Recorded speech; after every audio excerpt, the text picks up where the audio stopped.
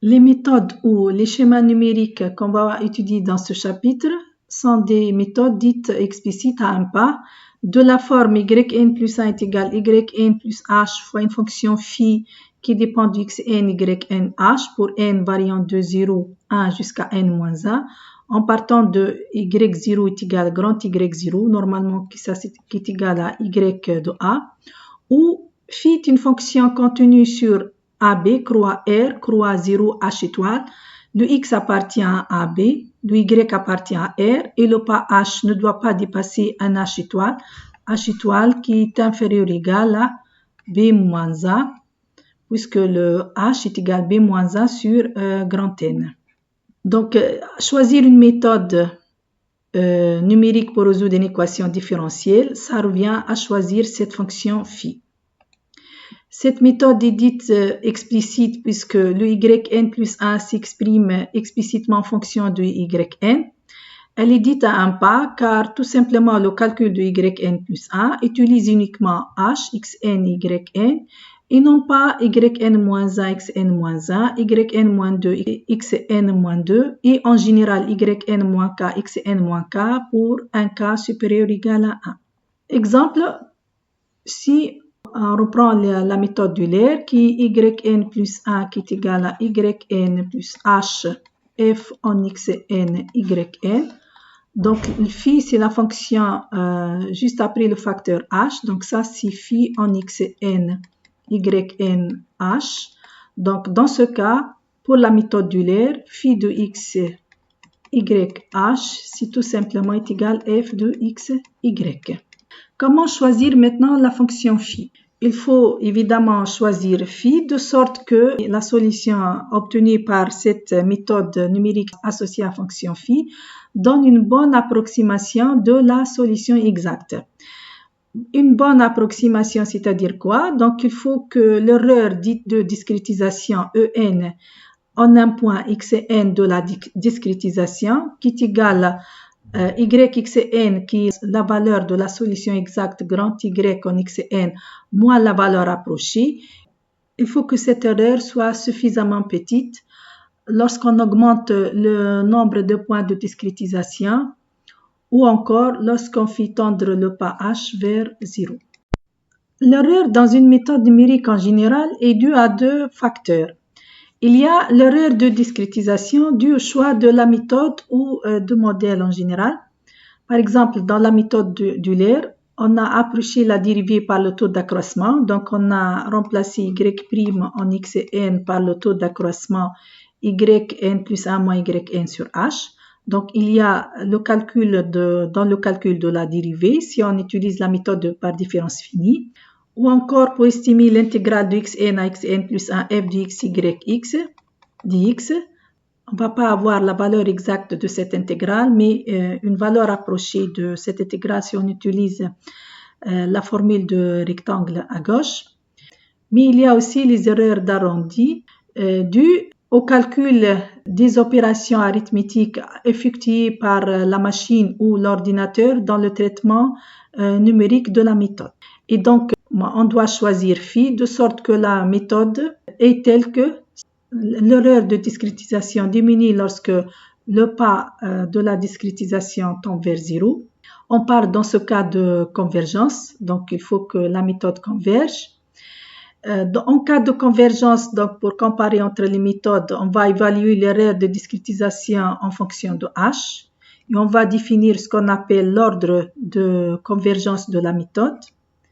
Il faut que la méthode soit stable et donc des petites perturbations des données n'impliquent que de petites perturbations de la solution approchée obtenue. Donc, on va voir la notion de stabilité. Et à la fin, il faut que la méthode qu'on va proposer approche l'équation différentielle et on va définir la notion de consistance. Commençons par définir la convergence de la méthode numérique 3 suivante. On rappelle que notre méthode est yn plus 1 est égal à yn plus h phi en xn yn h. Et ça pour n est égal à 0 jusqu'à grand N en partant de y0 donné. Donc ça, c'est la méthode qu'on a notée 3. Cette méthode 3 est dite convergente si l'erreur de discrétisation Donc, le max sur tout n variant de 0 grand n de l'erreur de discrétisation En tend vers 0 lorsque le pas de discrétisation H tend vers 0. Donc, la méthode est convergente si tout simplement l'erreur de discrétisation tend vers 0 lorsque H tend vers 0. On va montrer que cette convergence est reliée à deux notions qui sont la consistance et la stabilité. C'est quoi la consistance maintenant? Comme on a yn plus 1 est égal à yn plus h phi en xn yn h. Donc, si on fait la différence yn plus 1 moins yn, on divise par h moins phi en xn yn h, clairement, ça c'est égal à 0. Et donc, si on prend le max, c'est égal aussi à 0. Maintenant, ça c'est pour les valeurs approchées. Si on remplace ici les valeurs approchées par les valeurs exactes, on va avoir donc xn plus 1 moins yxn sur h moins phi en xn yxn h. Évidemment, la différence n'est pas égale à 0, mais pour que la méthode soit consistante, il faut que cette différence ne soit pas très grande et donc le max pour tout n variant de 0 à n moins 1, il faut que ça tombe vers 0 lorsque n tend vers plus l'infini. Et donc, une méthode yn plus 1 est égale yn plus h phi en xn yn h est dite consistante avec l'équation différentielle y' en x est égal f de xy en x. Si la limite de max pour n entre 0 et n moins 1 de yxn plus 1 moins yxn sur h moins phi xn yxn h est égal à 0 lorsque h tend vers 0. On rappelle que grand Y est solution de l'équation différentielle y' en x est égal f en x y en x sur l'intervalle AB, x appartenant à B. La quantité en fait epsilon n est égale yxn plus 1 moins yxn sur h moins phi xn yxn h représente l'erreur que l'on fait au nème pas en remplaçant l'équation différentielle par la méthode ou le schéma 3. Cette erreur s'appelle erreur de truncature. Maintenant, pour montrer qu'une méthode est consistante, il suffit d'utiliser la condition nécessaire et suffisante suivante de consistance et on montre que la méthode 3 est consistante si seulement si on a, quel que soit x appartenant à B, quel que soit y dans R, phi de xy en h est égal à 0, ici est égal à f en xy. Donc, c'est facile de vérifier la consistance d'une méthode numérique. En particulier, par exemple, pour la méthode d'Euler, on rappelle dans ce cas que yn plus 1 est égal à yn plus h f en xn yn qui est égal à yn plus phi de xn yn h avec ici phi en x y h est tout simplement égal à f en xy. On a facilement donc phi en x y 0 est égal à f en xy. Et ça, c'est vrai, quel que soit x dans l'intervalle AB, quel que soit y dans R. Et donc, la méthode d'Euler est donc consistante avec l'équation différentielle y' de x est égal à f de x, y de x. C'est quoi maintenant la stabilité de la méthode numérique? On rappelle qu'en général, une méthode est stable si une petite perturbation de données n'engendre que de petites perturbations de la solution obtenue par cette méthode. Dans notre cas, la méthode est pour calculer y0, y1 jusqu'à yn est définie par yn plus 1 est égal à yn plus h phi de xn yn h pour y0 donné. Donc, les données ici, données de méthode, c'est données phi et données y0. Supposons que le y0 qu'on connaît, on a dit le y0 qui est égal, y0 qui est donné, qui est égal y en a, c'est la valeur initiale. Si le y0 est égal à 10 à la puissance moins 30, sur une machine, 10 à la puissance moins 30 va donner 0. Et donc, on va avoir une perturbation de la donnée de l'ordre de 10 à la puissance moins 30. Même chose lorsqu'on écrit le phi. Donc, le phi, c'est sur l'ordinateur plus une petite perturbation de phi. Donc, si on considère le problème non perturbé, yn plus 1 est égal à yn plus h phi en xn yn h pour le y0 donné. Et donc, la perturbation de ce problème va donner une autre méthode, zn plus 1 qui est égal à zn plus h phi xn zn h plus une perturbation xi n plus 1. Même chose, le z0 qui est y0 plus xi de z0. Donc, la méthode est stable si la différence entre la solution de problème sans perturbation, c'est-à-dire l'erreur ici entre yn et le problème perturbé zn, le max sur tous les points n est inférieur ou égal à une constante c fois le max de toutes les perturbations xi n pour n variant de 0 à grand N. Et donc, en particulier, si xi de n tend vers 0, on va avoir la limite de yn moins zn, c'est 0. Donc, on va avoir pratiquement la même solution.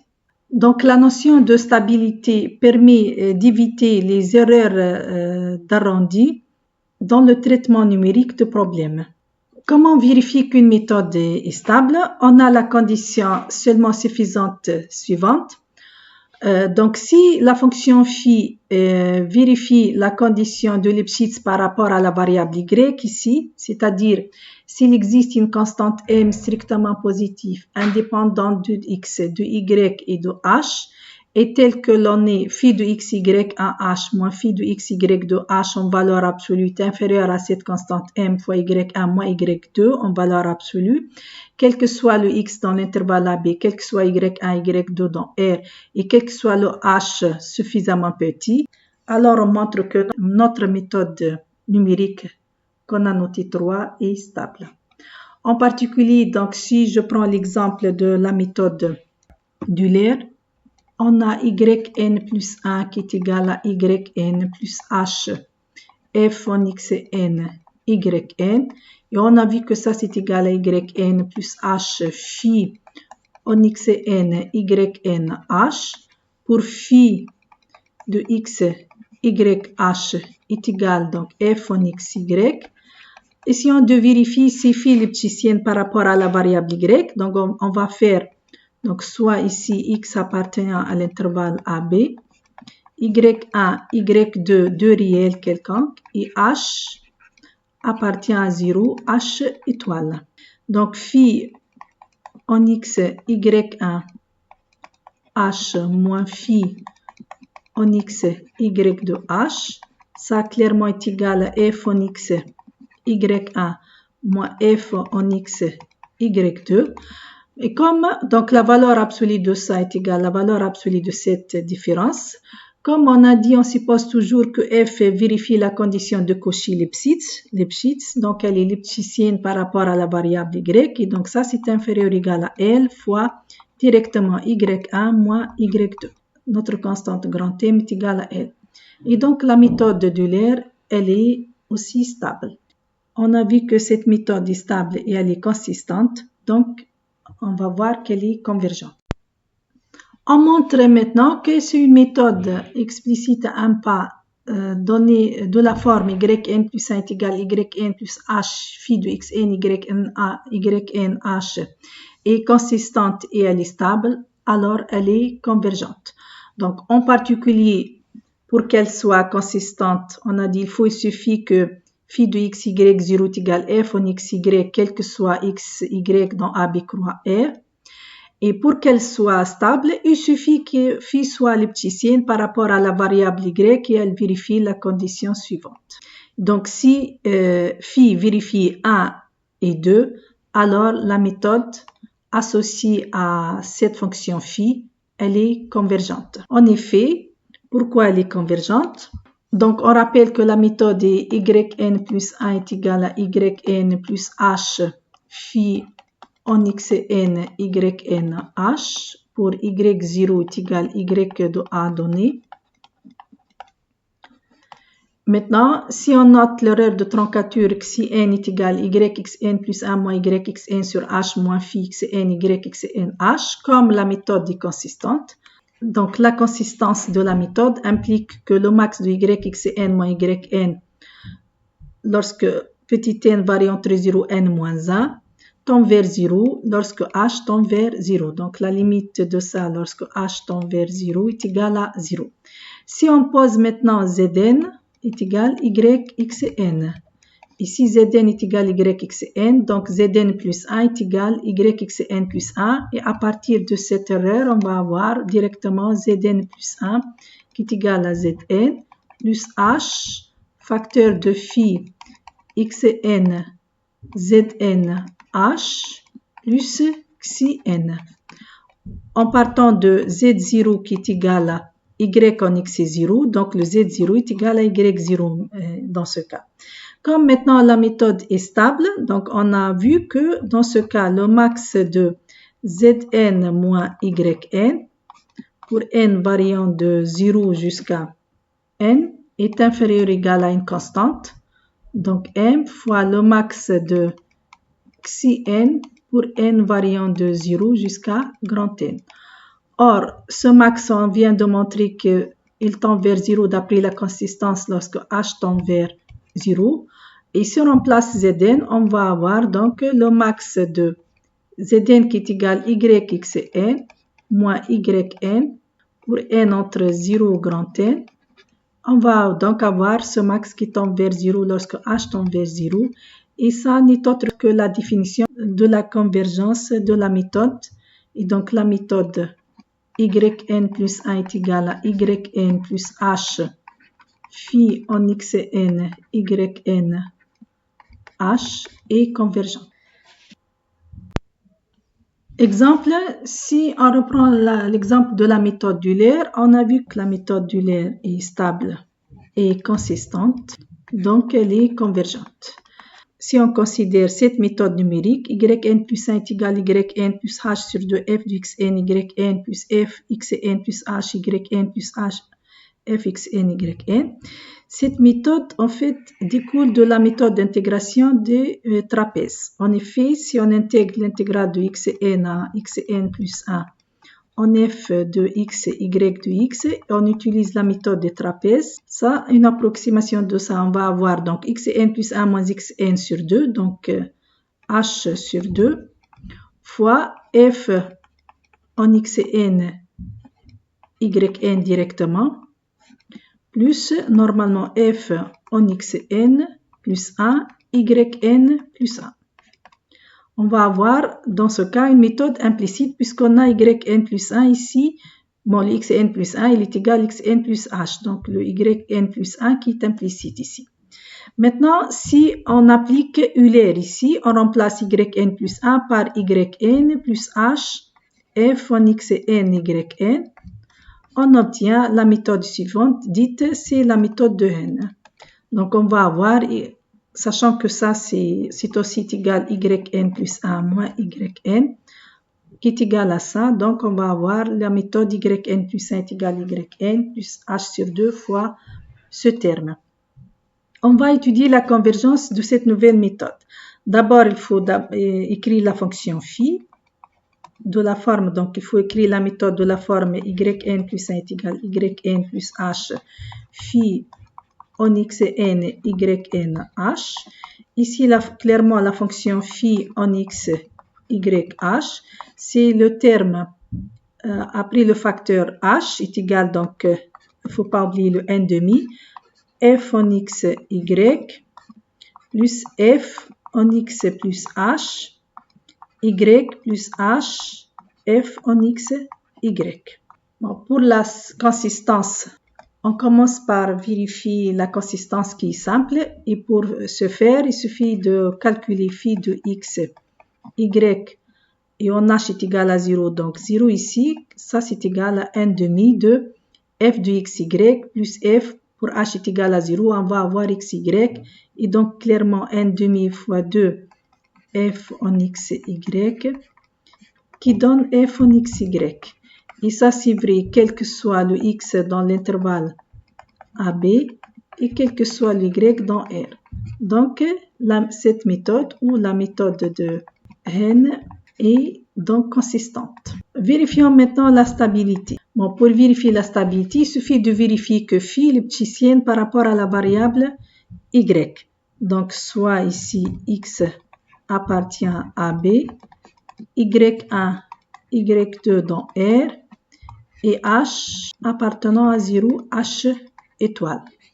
Si on calcule phi en X, Y1, H, moins phi X, Y2, H.